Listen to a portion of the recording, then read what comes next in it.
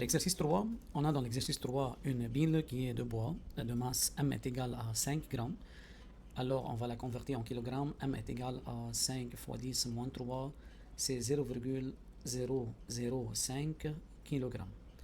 Alors, la bile est placée en un point A, comme vous observez dans la figure, à l'extrémité libre d'un ressort, dont le ressort étant comprimé d'une distance de 2 cm. Alors, qu'est-ce qu'on a? On a tout d'abord un ressort. Ce ressort est comprimé d'une distance de 2 cm, alors il devient comme ça. Lorsqu'il était comprimé, on a mis la balle, ou bien la bile. هذه مثل اذا بدكم البيستولي اللي في بقلبها ريسور لعبه جو نضغط الريسور لجوا وبنحط الفلاش او الفلاشات بس نكبس بتطلع الفلاشات لبرا. Alors dans ce cas le ressort a comprimé, ou bien qui est comprimé, a emmagasiné une énergie potentielle élastique. Donc cette énergie doit être convertie en autre forme d'énergie comme cinétique, potentielle de pesanteur, n'importe quelle forme. Alors le ressort a une constante de raideur K est égale à 980 newtons par mètre. On lâche le système. Alors ici où le ressort est comprimé, le système est lâché sans vitesse, il y a une تراكم vitesse du point A. Et la bile commence à être en mouvement, bien se met en mouvement grâce à l'énergie potentielle élastique qui est conservée, dont elle se convertit en une autre forme qui est l'énergie cinétique, et atteint le point O avec une vitesse V0 où le ressort reprend sa longueur initiale. Lorsqu'il reprend sa longueur initiale, le ressort, alors on dit qu'il est ni comprimé ni allongé. On considère qu'il n'y a pas frottement entre A et B. Dans la question, il n'y a pas de frottement. Alors, il a demandé de déterminer la vitesse V0 lorsqu'il atteint le point O. Puis, à partir du point O, où la bile a une vitesse V0, elle se lance dans l'air à partir d'une table où il se trouve d'une distance H est égale à 1 mètre. Lorsqu'il se lance dans l'air, alors il fait ce qu'on le connaît par le projectile. Il se lance dans l'air et il atteint à la fin le sol en un point qu'il appelait le point D. Okay, il a traversé un point à une distance D. Alors il atteint un point, ou bien un point. Ce point, on peut l'appeler C et D, n'importe quel point. Il a demandé de déterminer, en appliquant la deuxième loi de Newton, les composantes Px et Py de la quantité de mouvement durant la chute, puis l'expression des coordonnées x et y. Et à la fin, il a demandé de déterminer la distance la distance entre le point où il atteint le sol à partir de sa position initiale qui était en haut à partir de la table. Alors, tout d'abord, on va déterminer la vitesse où il atteint le point O. Alors, qu'est-ce qu'on a? On a le ressort qui est comprimé en ce point qui est A. Alors, en ce point, il possède une énergie potentielle élastique où le ressort est comprimé, lâché sans vitesse initiale alors que la vitesse est égale à 0. Lorsque le ressort reprend sa longueur initiale en un point qui est haut, alors en ce point, l'énergie potentielle élastique devient 0 et il a demandé de déterminer la vitesse qu'il a appelée V0. Alors on peut dire que l'énergie potentielle élastique est convertie en une énergie cinétique. Lorsqu'il y en a une conversion de l'énergie d'une forme à une autre, cinétique à une potentielle, ou bien cinétique à potentiel élastique, potentiel de pesanteur, شو ما كانت دايما الرابط هو بده يكون l'énergie mécanique. Toujours il faut penser pour déterminer une relation entre position et un autre où il y en a une conversion de l'énergie, toujours la relation doit être l'énergie mécanique. Si elle est conservée ou bien non, durant le mouvement, il n'y a pas de frottement. Et les forces agissant sur le poids, les réactions normales et le frottement, dont le frottement, si le frottement existe, alors c'est la seule force qui peut être non conservative. Et par suite, pas de frottement, on peut dire que l'énergie mécanique est conservée. L'énergie mécanique de la bile est conservée. Alors, qu'est-ce qu'on a? Alors, on peut dire que EM en O qui est final est égal à EM en A qui est initial. هو عم بيروح من ال A لعند ال O. فينا نعتبر هاي الانيسيال وهيدي الفينال. Alors, on peut dire que c'est EC initial plus EPP initial plus EPE aussi initial, c'est-à-dire en haut. Non, c'est final. Enfin, final. Est égal à EC en A qui est initial plus EPP en A qui est initial plus EP E en A qui est aussi initial. Alors qu'est-ce qu'on a? On peut considérer que l'énergie potentielle de pesanteur comme niveau de référence passe par AO qui sont sur le même niveau. Alors on peut éliminer EPP et EPP. Finalement, en haut, le ressort n'est ni comprimé ni allongé car il reprend sa longueur initiale. Alors on peut éliminer EPE. Initialement, l'énergie cinétique est 0 car il est relâché sans vitesse initiale et par suite on obtient n demi m v0 au carré est égal à n demi kx au carré. Alors, on peut éliminer n demi par n demi. on peut écrire que V0 au carré est égal à Kx au carré sur la masse qui est M, alors est égal à 980 fois la compression c'est K, alors il est comprimé d'une distance 2 cm qui est X, alors 0,02, on l'a converti en mètres, sur la masse qui est 0,005 kg, car il est égal à 5 grammes, et par suite on obtient 78,4, alors V0 est égal à racine de 78,4, alors la valeur est 8,85 mètres par seconde. Alors la bille arrive au point O avec une vitesse horizontale qui est V0 et à partir de O où elle se trouve à une hauteur h à partir du sol, comme vous observez, elle se lance dans l'air dont la trajectoire est parabolique et atteint ce point qui se trouve à une distance d à partir de la table. Alors, on continue.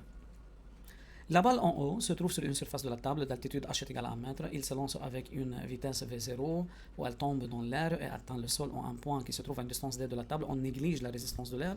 Il a demandé d'appliquer la deuxième loi de Newton pour déterminer l'expression de Px et Py de la quantité de mouvement de la bille durant sa chute. Alors, tout d'abord, en appliquant la deuxième loi de Newton, c'est-à-dire la somme des forces extérieures est égale à dp sur dt, alors durant la chute de la balle dans l'air, la seule force agissante est le poids qui est mg.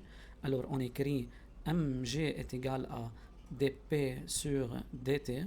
Alors pour continuer, on va faire attention à l'axe x et y choisi sur le graphe. Ok, il passe par O. Ok, sur la figure, c'est x et c'est y. Alors on fait la projection, pour continuer projection suivant x. Alors on obtient mgx est égal à dpx sur dt. هون ما فينا نكتب dp sur dt لأنه le mouvement est dans le plan x et y. Alors nous sommes obligés de travailler suivant x et suivant y et de mettre px comme elle est px et py comme elle est py. Alors mgx est égal à dpx sur dt et par suite on peut dire que dpx sur dt est égal à mgx qui est égal à 0 car mg parallèle à y. Alors on fait aussi la projection suivant y. Alors qu'est-ce qu'on obtient? mgy est égal à dpy sur dt. Alors dpy sur dt est égal à mgy. À quoi est égal à mgy? Puisque mg parallèle à y mais de sens opposé, alors c'est moins mg et par suite c'est moins 0,005 fois 10, alors on obtient dpy sur dt est égal à moins 0,05. Alors, on a obtenu dans cette partie dpx sur dt est égal à 0 et dpy sur dt est égal à moins 0,05. Il a demandé de déterminer les expressions de Px et Py, alors qu'on a les dérivés. Alors qu'est-ce qu'on fait? On dit par primitive. Alors par primitive, dpx sur dt devient dpx sur dt devient px est égal. Le 0 devient, لأنه 0, il devient une constante. Mais c'est quoi cette constante? هو اللي له علاقة بالفاريابل اللي برا px, alors on l'écrit p0x. De même, dpy sur dt, elle devient py, mais ici on a une constante, alors on ajoute t, alors 0,05t, moins 0,05t, plus une constante, elle a علاقة بالفاريابل اللي برا qu'on l'écrit p0y. Alors on va chercher p0x et p0y. بنروح على اول بوان دو لونسومون اللي هي الاو وبنركز بالفي. ليه؟ لانه لها علاقه بالبي. Alors V0, comment elle est en haut, elle est tout d'abord puisqu'elle se déplace suivant une ligne horizontale. Alors le point O qui se trouve sur la ligne horizontale, la V0 en haut doit être aussi horizontale. Alors c'est V0. Et par suite, on peut dire que V0 est parallèle à X', alors que V0x est égal à V0 et V0y est égal à 0. Manda composante suivant x.